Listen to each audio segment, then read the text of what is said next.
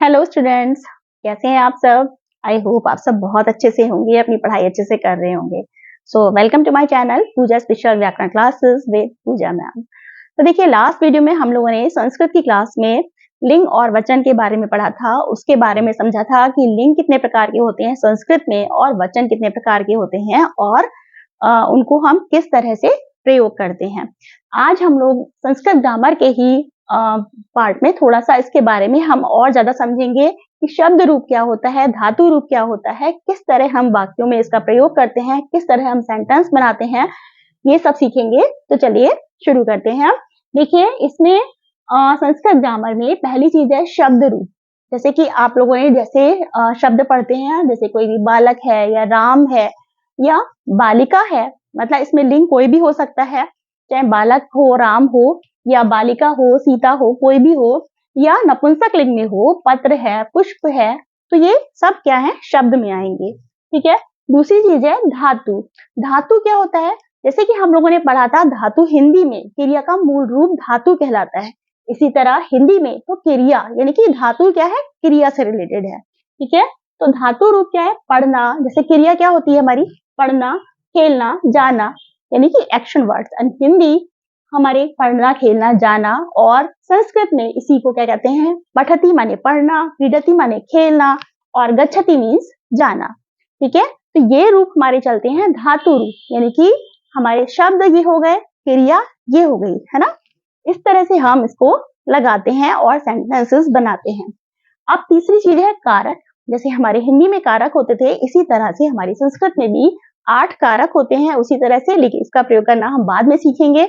पहले हम शुरुआत सीख लें कि हमें थोड़ा संस्कृत को जान लें पहले, उसके बाद हम इसका प्रयोग करना सीखेंगे। फिर चौथी चीज है कर्ता और क्रिया का मेल। अब इसका मेल हम कैसे बैठाते हैं। कर्ता क्या है, कर्ता आपको पता है जो काम करने वाला वो करता है, यानी कि जैसे इसमें मैं आपको पढ़ा रही हूँ तो मैं क्या हूँ, करता हूँ। और पढ़ना, क्रिया क्या है, पढ़ना, है ना, पढ़ रहे हैं आप लोग या मैं पढ़ा रही हूँ, ये क्रिया है। इनको जब हम मेल करके हम सेंटेंस बनाते हैं, कैसे मेल करते हैं ये सब हम सीखेंगे इसमें। फिर है पुरुष, विभक्ति, वचन और लिंग। अब कौन सा पुरुष हम कब यूज करते हैं, किस तरह से यूज करते हैं, विभक्ति कौन सी लगाते हैं, और वचन और लिंग के बारे में हम ऑलरेडी पढ़ चुके हैं। तो चलिए अब हम लोग देखते हैं ये सर्वनाम। ये तो हमने देखा, अब हम ये देखते हैं कि सर्वनाम का प्रयोग कैसे करते हैं। अब सर्वनाम हम प्रयोग क्यों करते हैं, जैसे आपने देखा कि बालक, राम, बालिका। सर्वनाम क्या होता है, जब हम संज्ञा की जगह कोई और शब्द का प्रयोग करते हैं तो उसे सर्वनाम कहते हैं। जो शब्द संज्ञा की जगह प्रयोग किए जाते हैं वो सर्वनाम कहलाते हैं। जैसे कि आपको पता है, तो अब सर्वनाम मैंने राम की जगह वह प्रयोग किया या यह प्रयोग किया, वह, यह, ये सब क्या है, सर्वनाम है। अब देखिए, सर्वनाम का ही प्रयोग का एक बहुत अच्छा आपका टेबल है जिसे आपको लर्न करना है, बहुत जरूरी लर्न करना है, ये बहुत इंपॉर्टेंट टेबल है। यदि आप लोग ये लर्न करेंगे तो आपके लिए संस्कृत बहुत इजी हो जाएगी। ये सारी ग्रामर का पोर्शन है संस्कृत का। जिस तरह से हम लोग हिंदी और इंग्लिश ग्रामर पढ़ते हैं, उसी तरह संस्कृत ग्रामर पढ़ेंगे तो संस्कृत लैंग्वेज भी हमारे लिए बहुत आसान हो जाएगी। तो चलिए अब देखिए, जिस तरह हम लोग इंग्लिश में पढ़ते हैं फर्स्ट पर्सन, सेकंड पर्सन और थर्ड पर्सन, इसी तरह हमारी संस्कृत में भी होता है प्रथम पुरुष, मध्यम पुरुष और उत्तम पुरुष। अब देखिए यहाँ पे क्या लिखा है, सहा माने होता है वह। ठीक है। ये अभी हम लोग इसमें पढ़ रहे हैं, सहा इनकी पुल्लिंग में पढ़ रहे हैं। सहा माने वह। ठीक है। तो सहा, तो माने वह, वे दोनों। दो के लिए जब हम यूज करते हैं तो वे दोनों, और ते माने वे सब। ठीक है। मतलब जब बहुत सारे लोगों के लिए प्रयोग करते हैं तो ते। इसी तरह से तुम माने तुम, युवम माने तुम दोनों, और यूयम माने तुम सब। ठीक है। ये थर्ड चीज है अहम। अहम माने मैं, आवाम मीन्स हम दोनों, और वयम माने हम सब। ठीक है। अब देखिए, यदि आप इस रूल को, इस टेबल को आपको लर्न करना है, सहा, तो, ते, तुम, युवाम, यूयम, अहम, आवाम, वयम, इसके अकॉर्डिंग, टेबल के अकॉर्डिंग हम फिर रूप के अनुसार हम सेंटेंसेस को बनाते हैं। अब देखिए यहाँ लिखा हुआ है मैंने प्रथम पुरुष, मध्यम पुरुष, उत्तम पुरुष। लेकिन यहाँ पर जैसे हम लोग इंग्लिश में फर्स्ट पर्सन, सेकंड पर्सन और थर्ड पर्सन पढ़ते हैं, लेकिन यहाँ पर इसका उल्टा होता है। यानी कि जो उत्तम पुरुष होता है वो फर्स्ट पर्सन है और सेकंड पर्सन हमारा वही सेम है, मध्यम पुरुष सेकंड पर्सन, और थर्ड पर्सन जो प्रथम पुरुष है वो हमारा थर्ड पर्सन हो जाएगा। अब जैसे क्योंकि हम फर्स्ट पर्सन क्या होता है, आई वी होता है मैं और हम। फर्स्ट पर्सन क्या है, अहम, अहम माने मैं। यहाँ पर वचन हमारा एक और आ जाता है, इंग्लिश से थोड़ा सा अलग है, द्विवचन जो आता है इसमें आवाम माने हम दोनों और वयम माने हम सब, ठीक है। अब मध्यम पुरुष यानी कि सेकंड पर्सन हमारा क्या होता है, श्रोता यानी सुनने वाला, जो जिसकी हम जिससे हम बात करते हैं, तुम, है ना, तुम या आप, तुम, ठीक है। तुम, युवाम माने तुम दोनों, जब हम कहेंगे तुम दोनों ये काम करते हो तो युवाम लगाएंगे, और यूयम माने तुम सब, ठीक है। तो ये हो गया हमारा सेकंड पर्सन के लिए।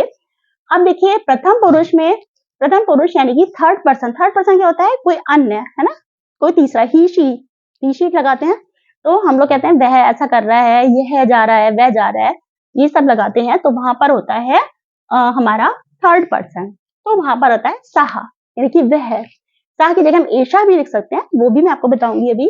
तो सहा माने वह, तो माने वह दोनों, और ते माने वे सब, ठीक है। तो सहा, तो, ते, इस तरह से हमारे रूप चलते हैं। आगे देखिए क्रिया का कुछ रूप देखते हैं।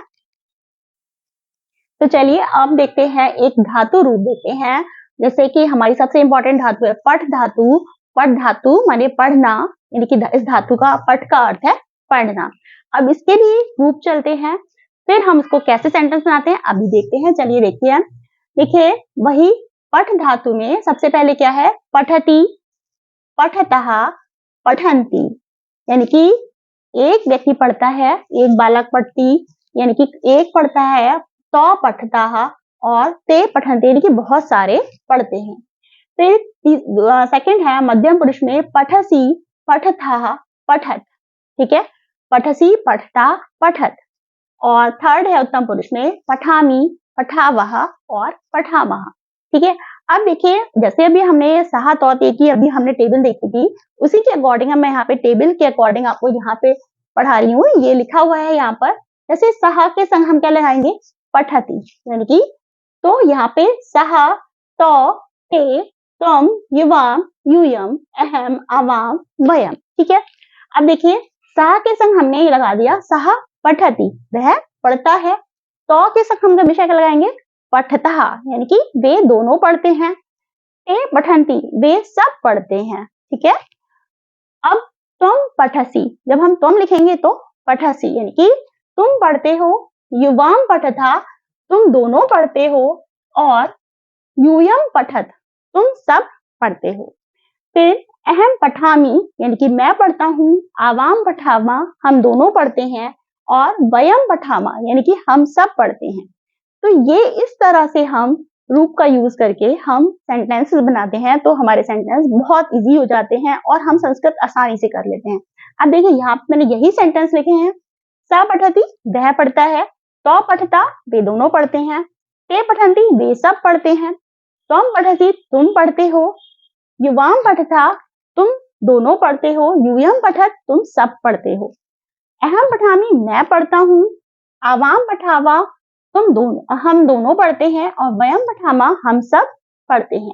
तो ये इस तरह से 9 सेंटेंसेस हो गए। यदि आप इसको याद रखेंगे, यानी कि एक सहा तौ ते की लाइन वाले रूप याद रखेंगे, और फिर आप ये पठती, पठता, पठन्ति, बस 3 लाइन है, पठसी, पठता, पठत, पठामी, पठावा, पठामा। यदि हम इस तरह से इसे याद कर लेंगे तो फिर हमें बहुत आसानी से हम इसके सेंटेंस बना सकते हैं। अब देखिए आपने खुद ही सेंटेंस बनाए, जैसे सा पठती, एक के लिए, अब सा की जगह आप बालका पठती भी हो सकता है, या लड़की है या स्त्रीलिंग में है तो सा पठती, सा, ते, इस तरह से ताहा, इस तरह से जो हमारे रूप चलते हैं वो मैं अभी स्त्रीलिंग बताऊंगी। ये मैंने आपको पुल्लिंग में बताया है किस तरह चलते हैं, तीनों पुरुष के अकॉर्डिंग हमारे इस तरह से रूप के अकॉर्डिंग हम बनाते हैं। अब देखिए हम लोगों ने धातु यानी कि हम लोगों ने शब्द रूप पढ़े और धातु रूप पढ़े, ठीक है। तो शब्द रूप में हमारा आ गया कोई भी बालका, रामा या सहा, एशा, इसकी जगह आप एशा भी आ सकता है, यह अभी मैं वो आपको बाद में नेक्स्ट क्लास में आपको वो भी बताऊंगी। तो देखिए सहा पठती, इस तरह से हमारा ये रूप चलते हैं। तो ये हम लोगों ने धातु रूप पढ़े और शब्द रूप पढ़े और इन दोनों का मेल कर दिया तो हमारे सेंटेंस बन गए। अब देखिए इसमें कर्ता और क्रिया तो आ गई, लेकिन अभी हमारा कर्म नहीं है। वह पढ़ता है, क्या पढ़ता है? पुस्तक पढ़ता है या जो भी पढ़ता है। तो हमने अभी जो है कर्ता और क्रिया पढ़ी, लेकिन कर्म के बारे में अभी नहीं पढ़ा। ये हमारे छोटे-छोटे सेंटेंसेस हैं। इसी तरह से हम उसे कर्म के बारे में पढ़ेंगे और इसको कैसे यूज करते हैं, कैसे हम जोड़ते हैं, किस तरह से और रूप चलते हैं और कैसे हम संस्कृत ग्रामर को इजी से इजी रूप में हम पढ़ सकते हैं, तैयारी कर सकते हैं। आई होप ये वीडियो आपको समझ में आई होगी। आपको सेंटेंस बनाना और ये टेबल के अकॉर्डिंग आपको सेंटेंस बनाना बहुत अच्छी तरह समझ में आ गया होगा। यदि ये वीडियो अच्छी लगी हो तो वीडियो को लाइक कीजिए, शेयर कीजिए, सब्सक्राइब कीजिए। Thank you so much.